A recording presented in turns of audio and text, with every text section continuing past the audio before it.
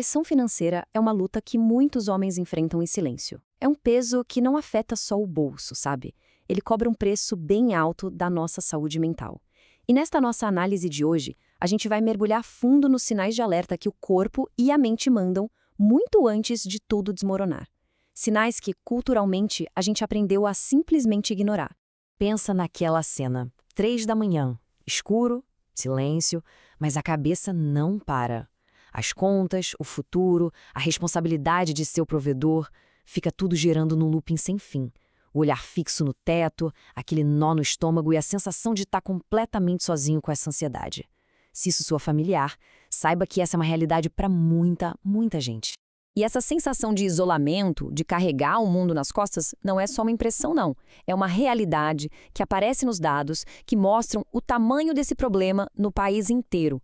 Vamos dar uma olhada no que os números realmente dizem pra gente. E os números são bem claros. 67% dos brasileiros, isso é quase 2 a cada 3, já tiveram a saúde mental abalada por causa de dinheiro. Não estamos falando de uma minoria, é uma verdadeira epidemia silenciosa. E o que acontece quando essa pressão bate?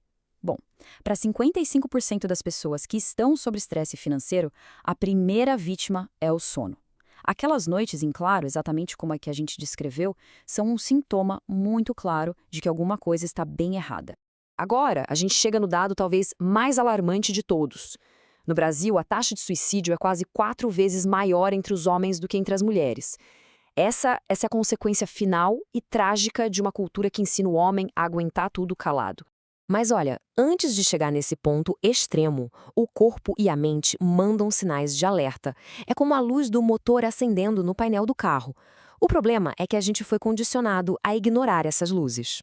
Vamos analisar agora os 7 principais sinais de que a pressão chegou num nível perigoso. O primeiro sinal é um movimento para dentro, aquela tendência de se afastar dos amigos, da família, de evitar qualquer conversa mais profunda. É a tentativa de lidar com todo o peso sozinho, acreditando que pedir ajuda ou dividir a carga é, de alguma forma, um sinal de fraqueza. E tem uma explicação neurológica para isso. O estresse financeiro crônico deixa o cérebro no estado de alerta constante, sabe? Nesse modo de sobrevivência, o nosso instinto mais primitivo é se esconder. A vulnerabilidade é vista como um perigo, então o cérebro simplesmente dá o comando "fique sozinho". A ferramenta para quebrar esse ciclo é a rede de apoio. Primeiro passo, escolher uma pessoa de confiança. Segundo, começar a conversa de um jeito direto. Talvez uma pergunta simples como: "Posso falar de algo sério contigo?" E terceiro, muito importante, falar dos fatos. As contas estão altas, estou preocupado com o trabalho. Isso torna a conversa mais concreta, sabe? E bem menos assustadora. O segundo sinal é o famoso pavio curto, aquela irritabilidade que parece que não vai embora. Pequenas frustrações do dia a dia acabam gerando explosões de raiva completamente desproporcionais. A pessoa fica reativa, a paciência vai diminuindo, diminuindo, até sumir. Sabe por que isso acontece? O estresse crônico simplesmente esgota a energia da parte racional do nosso cérebro. O córtex pré-frontal, que é tipo o diretor da nossa mente, fica exausto. Com isso, quem assume o controle é a amígdala, o nosso centro de alarme emocional.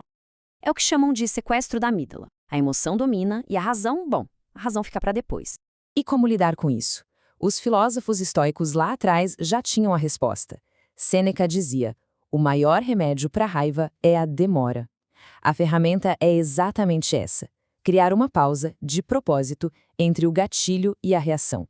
Mesmo que seja por só 10 segundos, essa pausa é o tempo que o córtex pré-frontal precisa para retomar o comando. O terceiro sinal é a busca por uma válvula de escape, mas não do jeito saudável.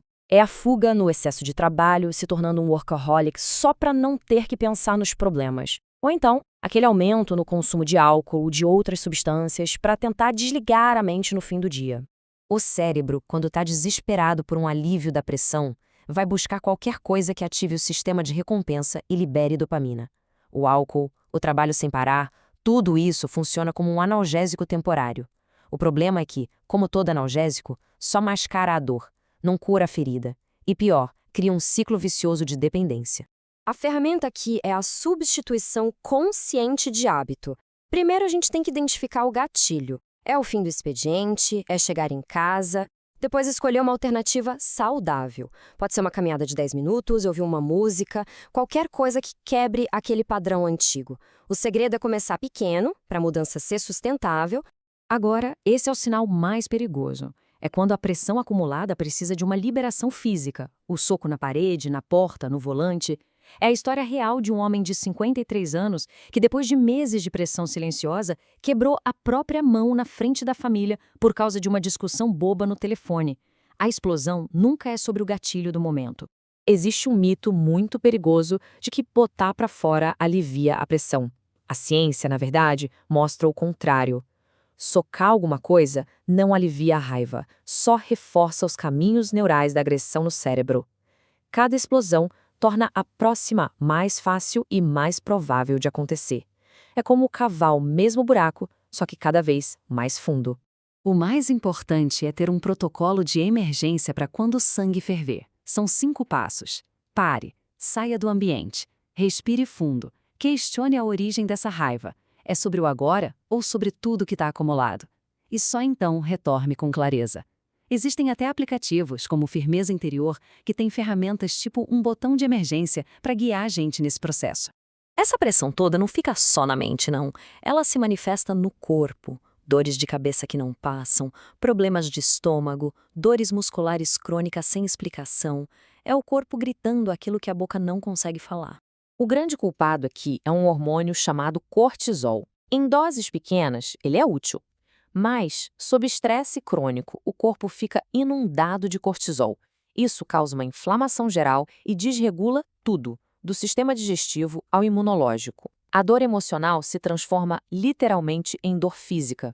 E para combater isso, tem uma ferramenta muito poderosa, a respiração que ativa o nervo vago. Ele é tipo o freio de mão do nosso sistema nervoso. Inspire por 4 segundos, segure por 4 e expire bem devagar por 6 segundos. Isso aciona esse freio, forçando o corpo a sair do modo de luta ou fuga e a baixar os níveis de cortisol.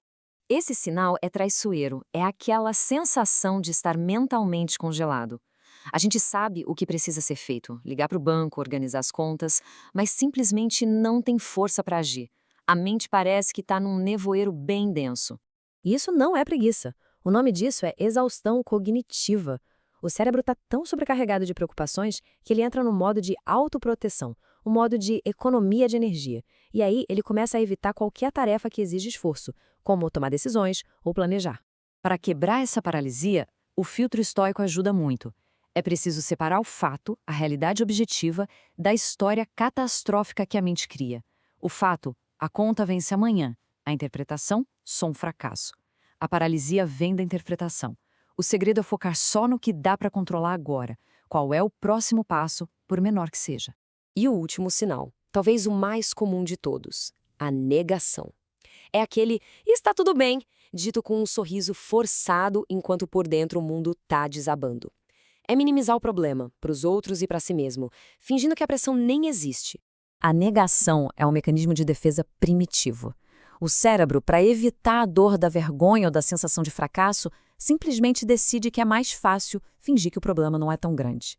É uma solução de curto prazo que garante um desastre a longo prazo, porque impede qualquer ação real. A ferramenta contra a negação é a autoconsciência. Anotar os padrões pode ajudar muito. Quando a pressão subir, o que foi o gatilho, qual foi a reação e qual seria a reação ideal? Um registro de gatilhos, como o que existe em ferramentas de apoio, tipo o app Firmeza Interior, força a gente a olhar de forma honesta para os nossos próprios padrões. Afinal, só dá para mudar aquilo que a gente enxerga com clareza. E para fechar, fica esta reflexão. A verdadeira firmeza não está na capacidade de aguentar a pressão em silêncio até explodir. Está na sabedoria de reconhecer os sinais e na coragem de usar as ferramentas certas para lidar com a pressão.